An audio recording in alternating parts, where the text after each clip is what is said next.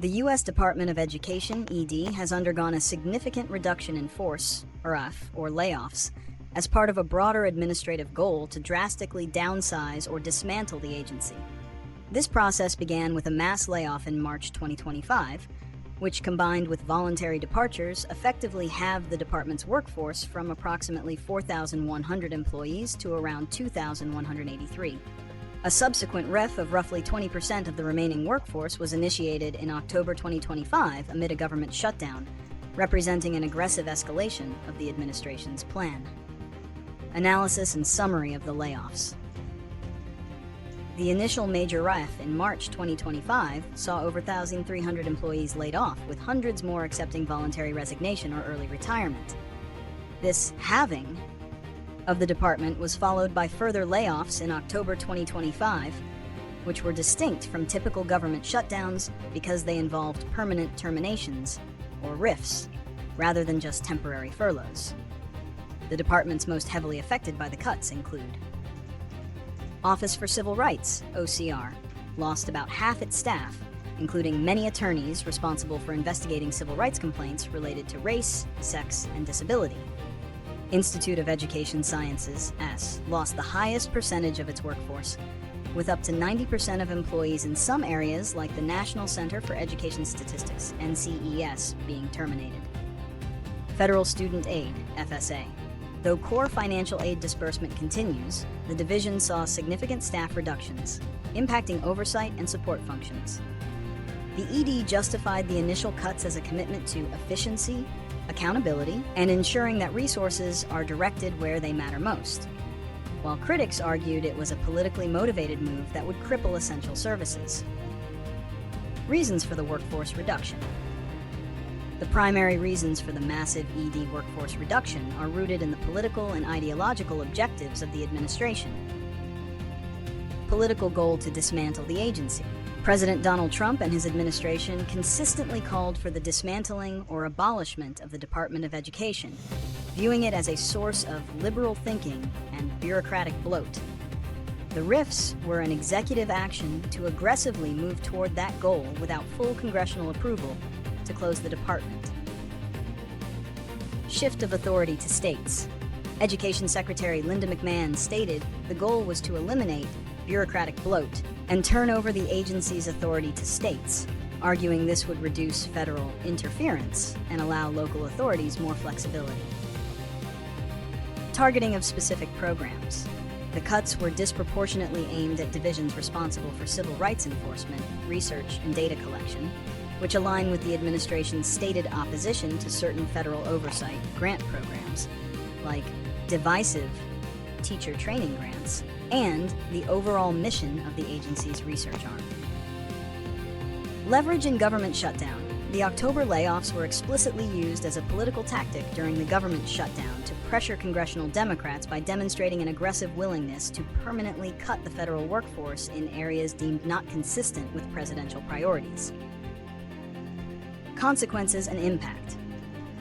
The consequences of nearly halving the ED's workforce have been severe, especially in core operational areas. Erosion of civil rights enforcement. With half the staff gone, the Office for Civil Rights has an impaired ability to investigate and resolve the tens of thousands of complaints from students alleging discrimination. This leads to increased backlogs and diminished federal protection for students with disabilities, racial minorities, and other vulnerable populations. Loss of critical education data and research. The crippling cuts to the Institute of Education Sciences have created chaos and confusion, leaving the agency unable to fulfill its statutory obligations to collect and report national education statistics, like the NAES report card, and conduct essential research on effective education practices. This loss of data will make it harder for policymakers and local districts to make informed, evidence-based decisions. Disruption of grants and oversight. While existing federal financial aid, Pell Grants, student loans, continues in the short term, the RIFs affect the ability to issue new federal grants and pause the department's advisory and regulatory role to schools. Cuts to staff in the Office of Elementary and Secondary Education, for example, directly impact the management and oversight of grants for school districts. Weakening of federal capacity and expertise. The RIFs, combined with prior voluntary departures, have resulted in a significant loss of institutional knowledge and critical expertise. Critics warn that this hollowing out of the federal government will strain agencies and hobble the capacity of the ED to serve the public effectively, even leading to instances where some staff had to be brought back after officials realized the cuts went too deep. Future predictions and potential solutions. Predictions continued. Legal and political battles. The legality of using a government shutdown to conduct permanent layoffs is being challenged in court, as it may violate laws like the Anti-Deficiency Act. The ultimate scale and permanence of the October rifts will likely be determined by the courts and the end of the shutdown. Persistent operational deficiencies. Even after a shutdown ends, the department will struggle with a vastly reduced staff. The backlogs in civil rights investigations and the lack of reliable national data will likely persist for years, undermining efforts toward equity and evidence-based education policy. Increased burden on states and local districts.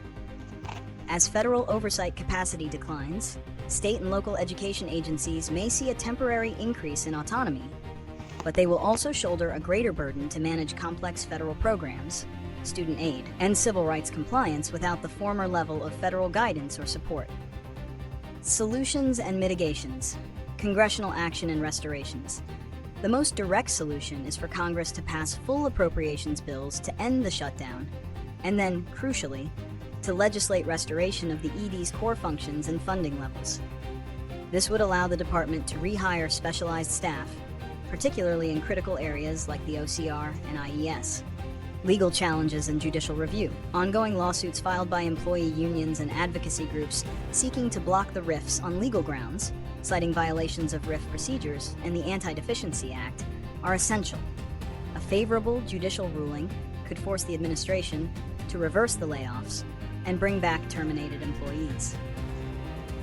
Prioritizing mission-critical functions. Internally, the ED must aggressively reallocate remaining resources to the most essential statutory functions, such as dispersing student aid and managing the Individuals with Disabilities Education Act, IDEA funding, even if it means sacrificing non-mandated research or advisory roles. Recruiting and rebuilding expertise. If the political climate stabilizes, the ED will need a long-term plan to rebuild its workforce, aggressively recruiting new talent and institutional knowledge to replace the thousands of experienced civil servants who have departed.